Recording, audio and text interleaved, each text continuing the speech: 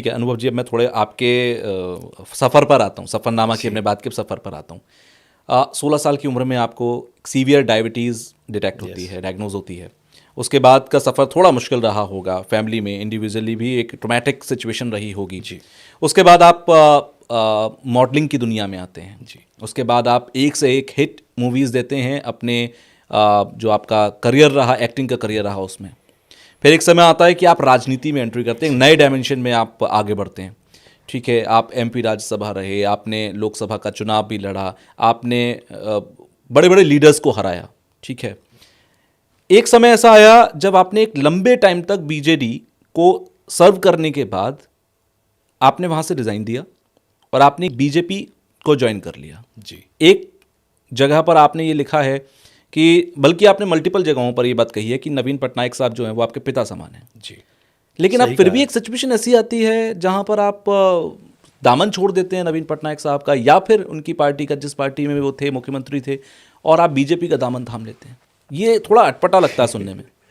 जी, कई लोगों को ऐसा लगा, पर सच्चाई जो है बहुत सीधी बातों में अगर मुझसे पूछा गया जी। जैसे, तो मैं वैसे ही बताना चाहूँगा कि ज़िंदगी हमेशा शुरू से मेरी ज़िंदगी में चैलेंजेस मुझे फेस करने पड़े हैं जी। और मुझे चैलेंजेस अच्छे लगते हैं। ओके। मैं एक इंसान को एक बहुत बड़े लीजेंड स्वामी विवेकानंद जी, उनकी एक कहावत को बहुत अच्छे से मानता हूँ। उन्होंने एक जगह पे कहा था कि हर रोज़ जब वो सुबह उठते हैं, अगर कोई एक दिन उनके सामने कोई एक चैलेंज नहीं होता है, तो वो दिन का कोई मायने नहीं होता है। हर रोज़ एक एक चैलेंज आए, यही हमको मतलब सोचना चाहिए ज़िंदगी में, और हर चैलेंज को फेस करना चाहिए। तो डायबिटीज़ के बाद जब मैंने म्यूज़िक वीडियोज़ में पहले काम जी। किए, पहला मॉडलिंग पहले किया, पहला मॉडलिंग शो में ऊपर वाले ने जिताया, पहला म्यूज़िक वीडियो सबसे बड़ा हिट रहा उड़ीसा जी। का, पहला सिनेमा इतिहास बनाया वहाँ पे उड़ीसा में। और राजनीति में जब आया 2013 में मैंने पार्टी ज्वाइन किया, 14 में मैं हिंदुस्तान का सर्वकनिष्ठ सांसद बना राज्यसभा का। बिल्कुल। फिर 2019 में मुझे लीजेंडरी द बीजू पटनायक, जी। वो जिस क्षेत्र से लड़ते थे लोकसभा जी। के लिए, मुझे वो क्षेत्र से लड़ने का मौका मिला और लोगों ने लाखों के वोट से मुझे जिताया था, इतना प्यार मुझे मिला। तो मैं हमेशा बड़ा कमिटेड रहा हूँ अपने हर एक चीज़ को लेकर। मुझे लगता है अगर वो कमिटमेंट ना होता, वो डेडिकेशन ना होता, या वो सच्चाई ना होती मेरे अंदर मेरे काम के प्रति, जी। तो इतने सारे चीज़ों में कोई आगे नहीं बढ़ सकता ऐसे। तो मेरी मेहनत और हाँ, सबका आशीर्वाद और प्यार था। रहा जो बात आप मुझे पूछे अभी, जी। जो नवीन पटनायक सर के बारे में, जी। मैं पहले भी कहा, मतलब कहा है मैंने, आज भी कहूँगा और हमेशा कहूँगा, उनके लिए मेरे मन में इज्जत हमेशा ऊंची रहेगी। पिता समान थे, हैं और हमेशा रहेंगे। जी। और उनको मैंने हमेशा देखा है कि वो भले कितने भी अपने काम में व्यस्त क्यों ना हो, कितने भी स्ट्रेस्ड अगर अपने काम से क्यों ना हो, always, although he was always a cool man, पर मुझे हमेशा एक बेटे के तौर से वो देखते थे। मैं इलेक्शन कैंपेन करके लौटता था अगर, जी। और मतलब 2013-14 की बात भी कर रहा हूँ, 17-18 की भी बात कर रहा हूँ, हेलीकॉप्टर मेरे लिए स्पेशली बुक हुआ करता था। रोज़ 5-6-7 लैंडिंग्स हुआ करती थी कम से कम। उनको पता रहता था कि मैं किस दिन बिना खाए लौटा हूँ, अगर कैंपेनिंग करके ठीक से मुझे खाने का वक्त नहीं मिला है, तो वो उनके पसंदीदा खानों से, मतलब जो खाना होता है उससे मुझे बनवा कर, वो बोल कर मुझे खिलाते थे, देखते थे ओके। कि पेट भर के, मतलब बेटे जैसा देखते थे। बिल्कुल। तो मैं बड़ा कमिटेड होकर भी, अगर ऐसे ही नेता, मेरे जो नेता हैं, उनसे अगर मुझे 2019 में जब मैं लोकसभा जीता, जी।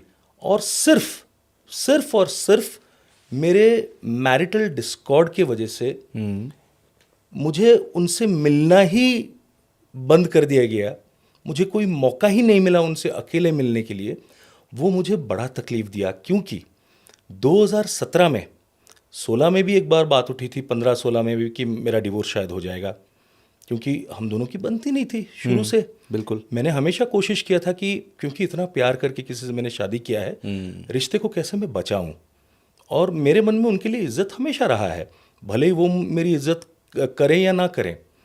तो मैं शादी को बचाना चाहता था, लेकिन जब हद से ज़्यादा सब चीज़ें हो गई 2017 में, ये बात मैं पहली बार किसी मीडिया में कह रहा हूँ, आज तक मैंने कभी नहीं कहा कहीं जी। पर भी।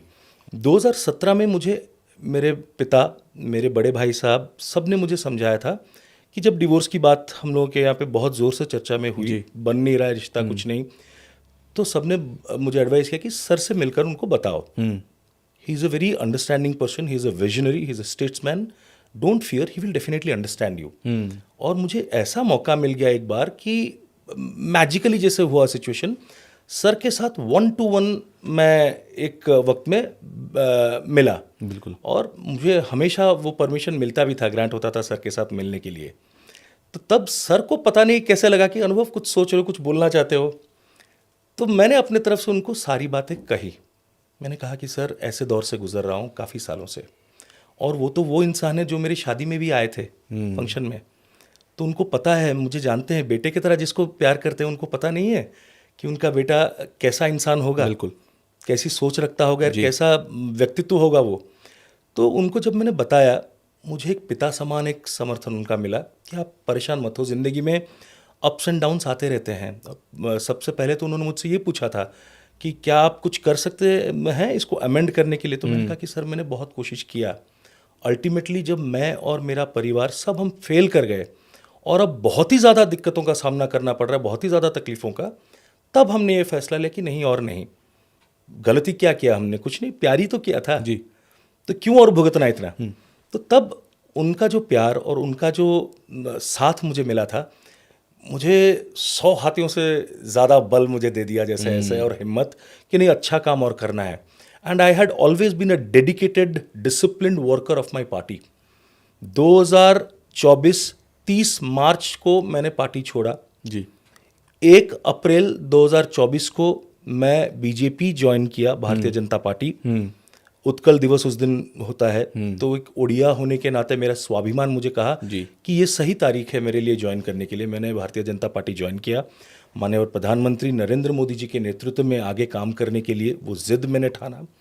और मैंने ये देखा कि जो 10 साल मैं राज्यसभा में 5 साल, लोकसभा में 5 साल, 14 से लेकर 24 तक मुझे जो मौका मिला, मैंने देखा कि ये जो पार्टी में मैं हूँ, ये ज़रूर हम बोलते हैं कि इक्विडिस्टेंट हम मेंटेन करते हैं बिल्कुल बीजेपी से और कांग्रेस से, पर मैं तो देख रहा था कि जिस तरह के daring acts, daring bills, daring decisions, daring steps माननीय प्रधानमंत्री नरेंद्र मोदी जी ले रहे थे जी, और उन सब डेयरिंग चीज़ों का हमारी पार्टी तो समर्थन कर रही थी.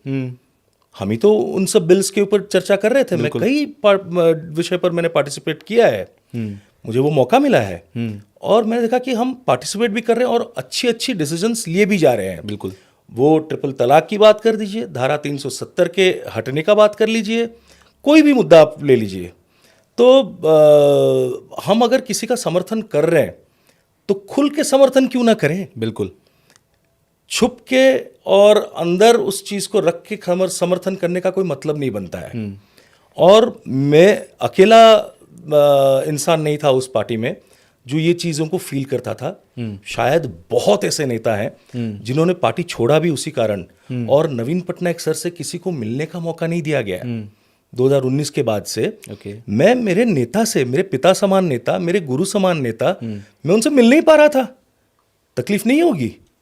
और मतलब ये भी कि 2019 में जब मैं इलेक्शन में जीता, उसके बाद भी ऑनरेबल नवीन सर के सामने और मिस्टर पांडियन की मौजूदगी में मैंने अपने मैरिटल डिस्कॉर्ड के बारे में फिर से चर्चा किया था. एंड मुझे उस टाइम पे कहा गया, मुझे पांडियन ने कहा कि देखो अभी अभी आप इतनी बड़ी इलेक्शन में जीत आपको हासिल हुई है, आपके पीछे बहुत लोग लगे हुए हैं, तो आपको जो भी डिसीजन, थोड़ा सा गैप दे दो, 5-6 महीने थोड़ा रुक के काम एंड क्वाइट वे में उसको करना. उनको भी पता था सारी चीज़ें तब उसके बाद.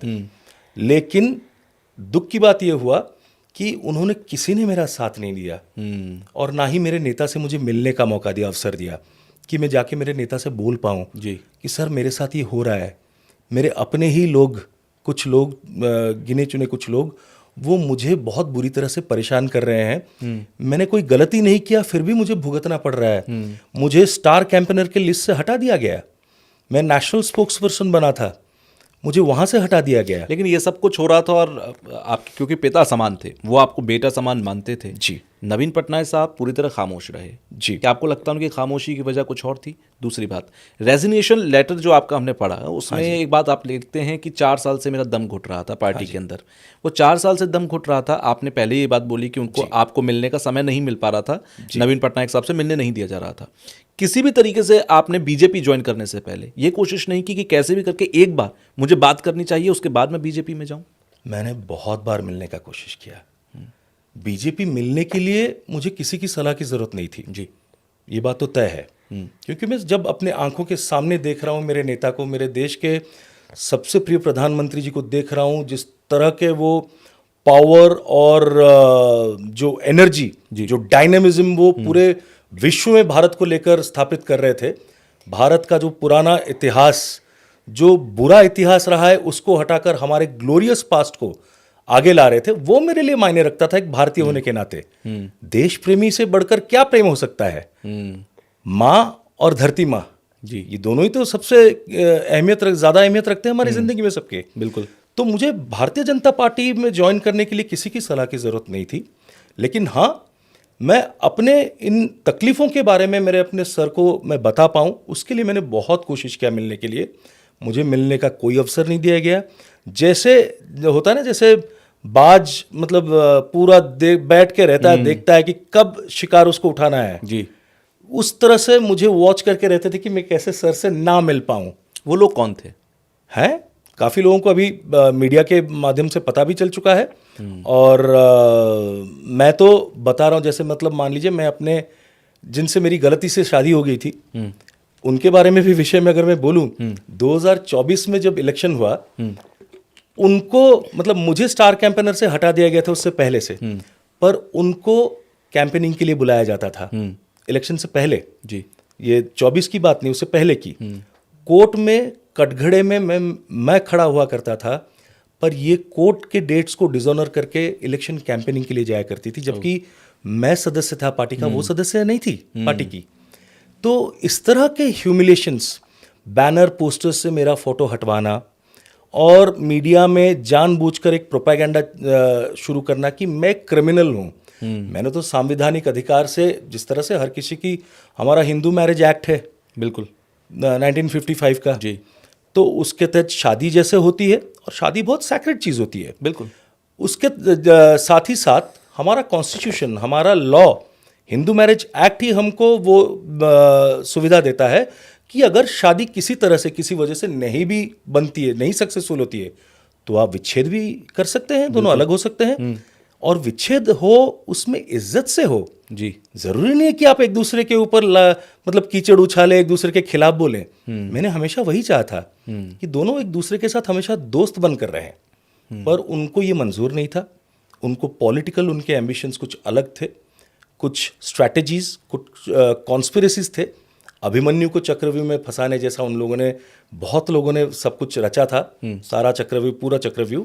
24 में जब मैं इलेक्शन में नहीं लड़ा, पर उनको इलेक्शन में कैंडिडेट किया जा रहा है, उसी पार्टी में, जो पार्टी जानती है कि हाई कोर्ट में डिक्री ऑफ डिवोर्स मुझे मिल चुका है और मैं निर्दोष साबित हो चुका हूं, वो दोषी साबित हो चुकी है। जो दोषी है उसको आप कैंडिडेट कैसे कर रहे हो? एग्जैक्टली। तो क्या ये इतना बात साफ नहीं है कि मतलब ये जो कॉन्स्पिरेसी था, it was a political conspiracy intentionally done against me? But मैं अभिमन्यु नहीं, मैं अर्जुन बनकर बाहर निकला। ये ऊपर वाले की और लोगों का प्यार है, आशीर्वाद है। अगर आपको ये क्लिप पसंद आई है तो आप इसका पूरा पॉडकास्ट जरूर देखिएगा। उसका लिंक आपको डिस्क्रिप्शन बॉक्स में मिल जाएगा और वहां जाकर आप इस लिंक पर क्लिक करके फुल पॉडकास्ट को देखिए, एंजॉय कीजिए। कमेंट बॉक्स में मुझे जरूर बताइएगा कि आपको जो कुछ पॉडकास्ट में बताया गया वो कितना सटीक, कितना बेहतर, कितना नॉलेजेबल लगा, आपकी लाइफ में कितना वैल्यू एडिशन इसका हुआ। तो पूरा पॉडकास्ट देखकर फीडबैक देना बिल्कुल मत भूलिएगा।